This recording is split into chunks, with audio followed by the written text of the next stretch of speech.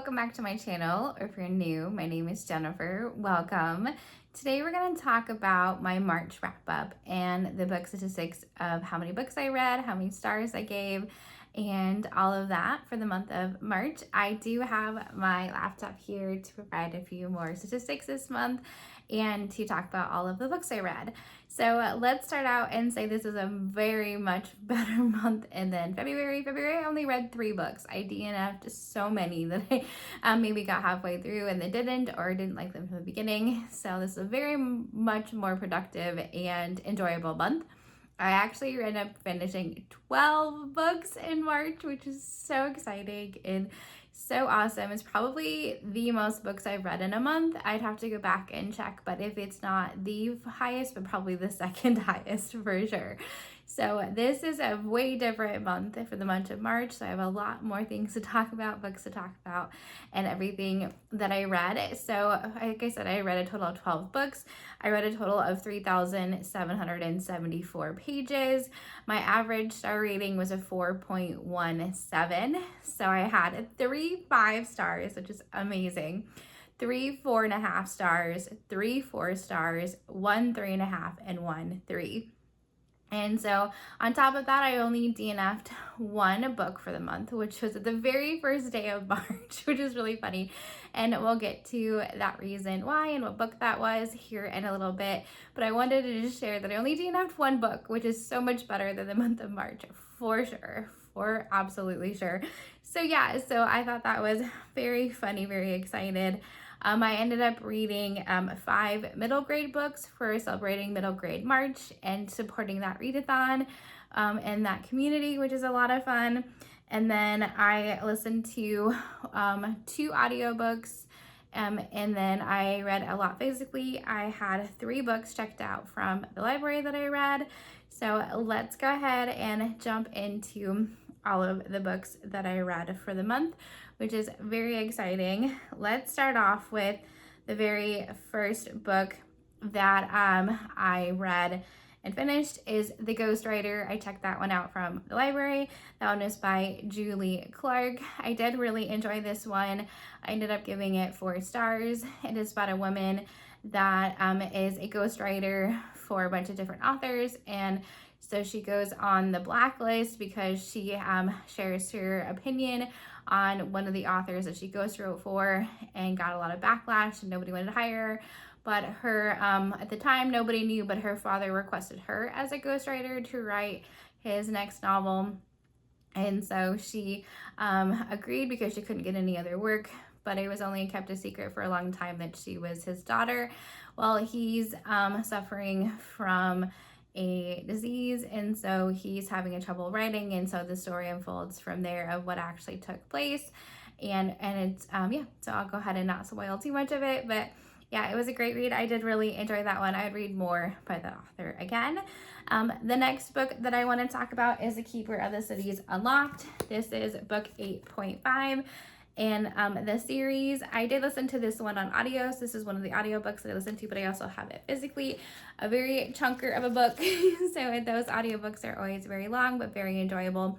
They are an Audible exclusive, but I love the narrator and all the voices that she does. She's very, very talented. And I'm also enjoying this story immensely. And so, yeah, I would highly recommend listening to these and also reading them physically for sure. That was a great read. I ended up giving this one 4.5 stars. It wasn't quite as good as previous ones, but still an excellent series by far. And it is one of the middle grade books that I read for the month for sure. And so I'd highly recommend that series if you get into it. The 10th book and final book in the series is coming out this year, and it is one of my goals to actually get caught up in this series in time for November to finish out the series. So hopefully that is exciting. Hopefully you might check that one out. That one is by Shannon Messenger is the author, and I would highly recommend it. The next book, next middle grade I read is in the Magisterium series, The Iron Trial, the first book by Holly Black and Cassandra Clare. This was a short little read, middle grade book that I read physically, and I picked up this book, and then I think I have books 3, 4, and 5, so I'm missing book 2, unfortunately. But yeah, so I liked this. I gave it 4 stars. enjoyed the world in that it's about the Iron Trials and being accepted into the School of Magic and reasons behind that and what possibly is happening, and the villain, of course, of the story and their magic journey and that kind of thing, and how they come and meet for the first time in this first book. And so, yeah, so I did really enjoy this. I gave it 4 stars, but I didn't care enough about the characters. I wasn't invested enough in the main character and his friends. And so I'm not going to continue on in this series. Unfortunately, I am going to unhaul the 4 books that I have in this series. I'm going to go ahead and put them on my Pango shop. If you're interested to check this out, you're more than welcome to. But yeah, I did enjoy it. It was a good story. It just wasn't as compelling as I would have liked. So, but that's okay. You know, we can't win them all, but it's still a good series. I did enjoy it. It was a great first start. And then moving on to another library book that I read in the month. It was called The House We Grew Up In by Lisa Jewell. This is more of a domestic drama book. It really wasn't that much of a thriller. There was a slight mystery towards the end, but I was waiting for more of a twist, more of unpredictability, more thriller, especially being a Lisa Jewell book. But this one was more domestic and family drama, and what happens after a mother dies and the family have to clean up after the mom that was a hoarder, and her life and how she got there and the reasons as to why she became a hoarder, and the life and how the children grew up in the house of 4 children and how they're dealing with aftermath, and also during living with her and what came of that. And so it's really a domestic story. It was very sad. It was read differently, but I did enjoy it. I gave it 3 stars. I liked it, but it wasn't great. It wasn't exceptional as well. I was really missing that thriller part of the story, which I thought was going to happen. But it's okay. That's all right. We didn't get that, but I did glad I enjoyed it. I did glad I'm going to read it. And so yeah, so that one was okay. I'm glad I checked it out from the library and tried it. So maybe I'll try a different Lisa Jewell book. I've read The Family Upstairs. It's the only other Lisa Jewell I've read. But so maybe I like the writing style. I do like how she writes. So maybe I'll check out another book in the future. If you have any recommendations, if you read Lisa Jewell, let me know which one is your favorite, and I'll maybe check that one out next in the month of April. So hopefully that was good. I'm going to go ahead and move on to some more middle grade books, to the next ones. So let's go ahead and talk about the Bookwanderers. This is from Pages & Co. series by Anna James. It's such a cute cover. Loved the illustrations in here. I did listen to this one and also read it physically. I did enjoy it. I like seeing all of the illustrations and things like that in mixed media. So I recommend seeing the illustrations in this one if you can in a physical copy or ebook, because all of the images are black and white. So it wouldn't hurt if you wanted to actually look at this one on an ebook as well, and so you wouldn't be missing anything if you didn't have a Kindle that was in color. So yeah, I would recommend this one. I gave this one also 4 stars. I did really like this. I'd like to continue on in a series. I own this physically, and I also realized I own book 3 and 4 in this series as well, but not 2. So at some point when I'm ready to get back into this series, I'll get book 2 purchased, and hopefully with the same covers. Hopefully it won't be too difficult to find in the same style of covers. But yeah, I would definitely highly recommend this series. Those that love books, love libraries, and the adventure of going into books, and also the friendships that develop. And yeah, so I just really would recommend the series. I know it's a very popular one, and so I'm glad I have now read it and can share that I would also highly recommend this series as well. And especially being a middle grade series, you never know if I'm going to like it or not, and I truly did love that one. So I will be continuing on in that series. I'm not sure when, but hopefully sometime again this year. And then moving on to the middle grade book, and it is from Patreon, Carissa Books and JM's Patreon group. The book that we picked for our book club was Escape from Aleppo, and it is from N.H.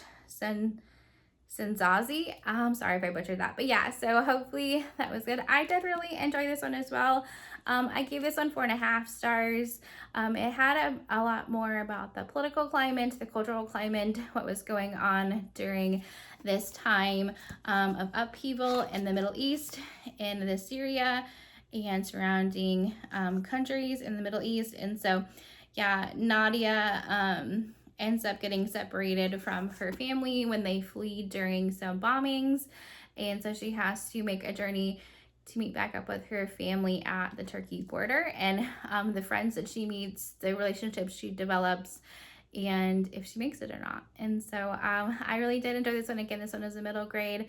I did really enjoy this one. I wasn't sure if I would, but I liked getting the backstory and understanding the content and more about Middle East, since I am not as fully aware of everything that happened over there during this time. And so yeah, I would recommend this one if you're interested in a different kind of middle grade read. And so it is kind of a journey story, a road trip story, but I love those. And so I would recommend that one if you are interested in. And then moving on to the last middle grade book that I read for the month, Max and the House of Spies, A Tale of World War II. This one was another audiobook. Oh, I guess I read 3 audiobooks. I lied. 3 audiobooks this month, not 2. And so I listened to this one. I got to check this one out from the library. This was the book club book for middle grade March. And so I always wanted to participate in a book that they pick every year. And we all can have a book club discussion at the end of middle grade lunch month, at the end of March. And so I listened to this one. I didn't like the character voices of a lot of the characters in this story. So I guess I would say I wasn't a fan of the narration. So I think that took away from the story. I think I would have liked it more maybe if I read it physically, but this is all I had available to me was the audiobook, which is fine. I did enjoy it. I gave it 3 stars. I liked it.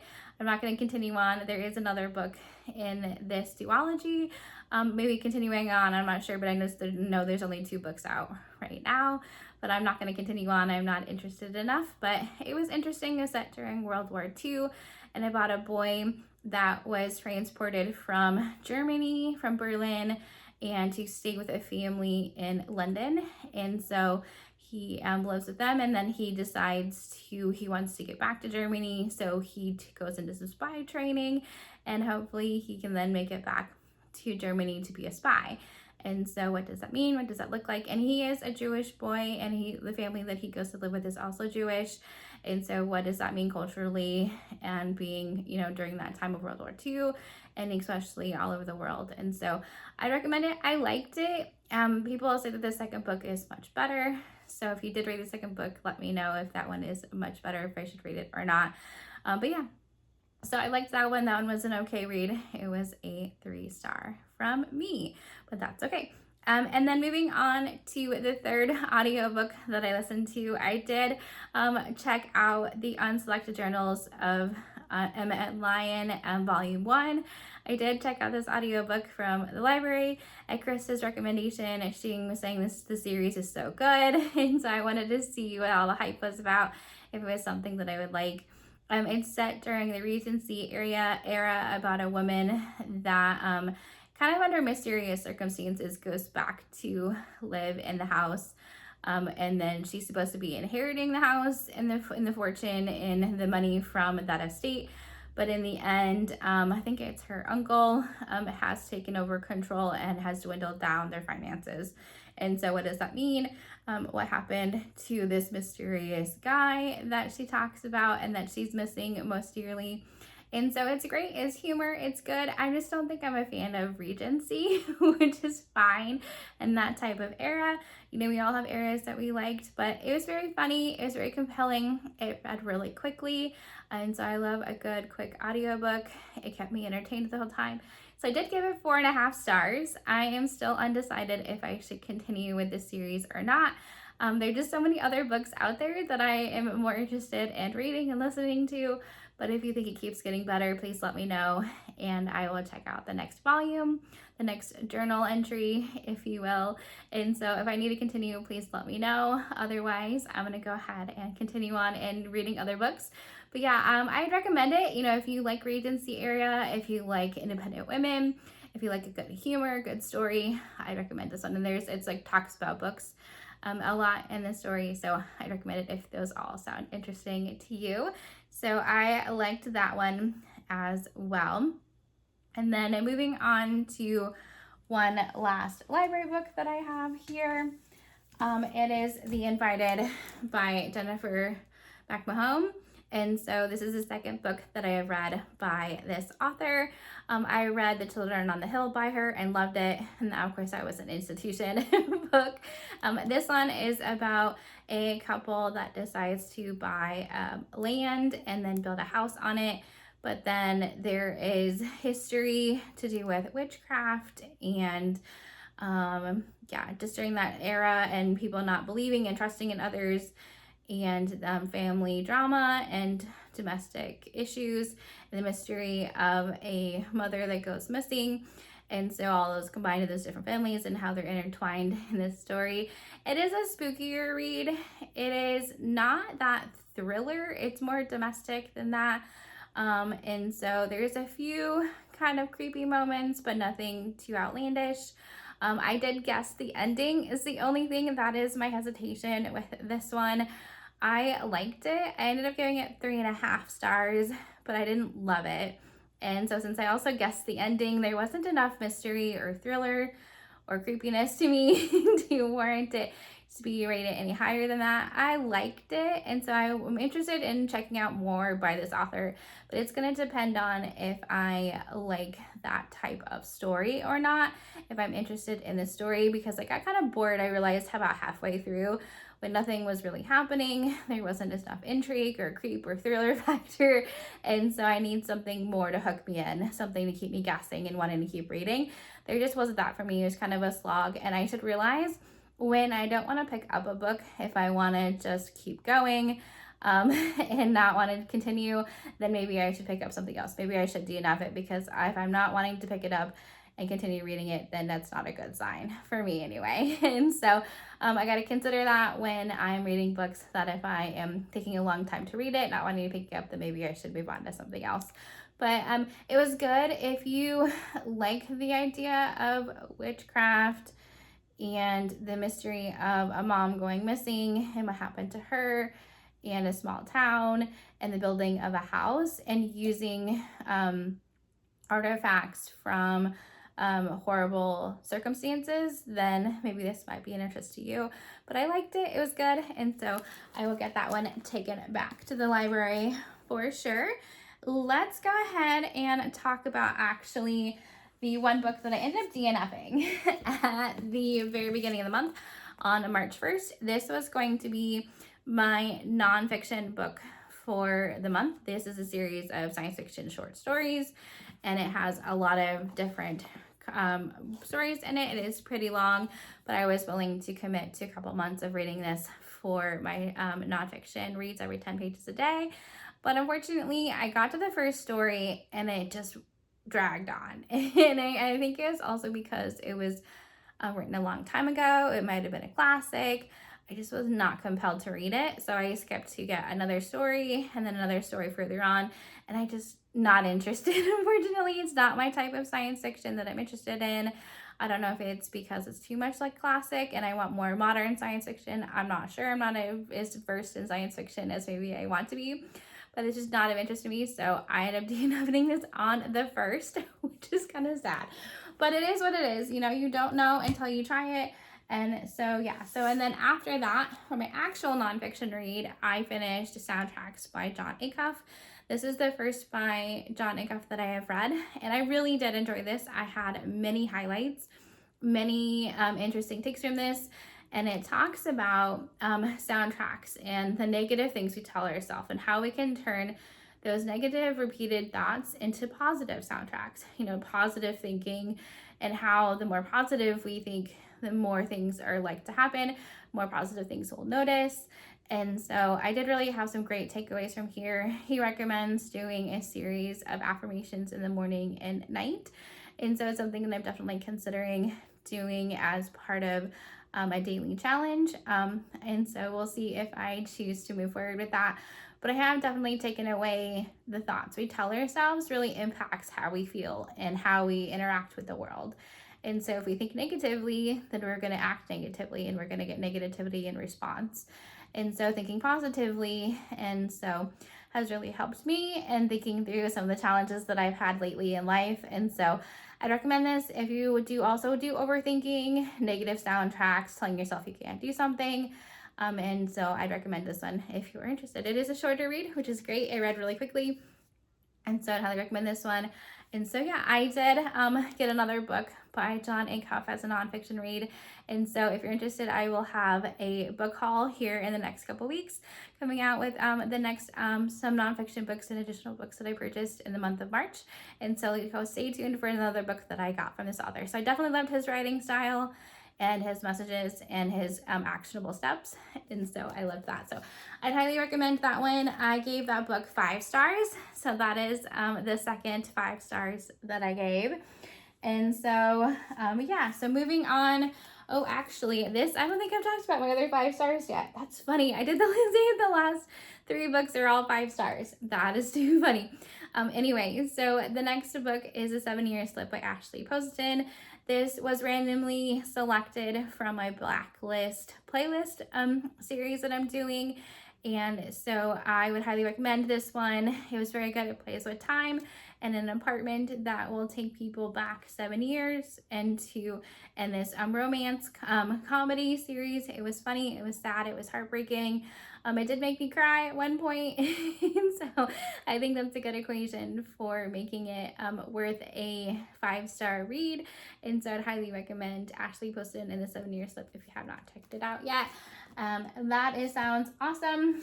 And then just kind of spoiling what I thought of this last book by Ellen Marie Wiseman, The Lies They Told.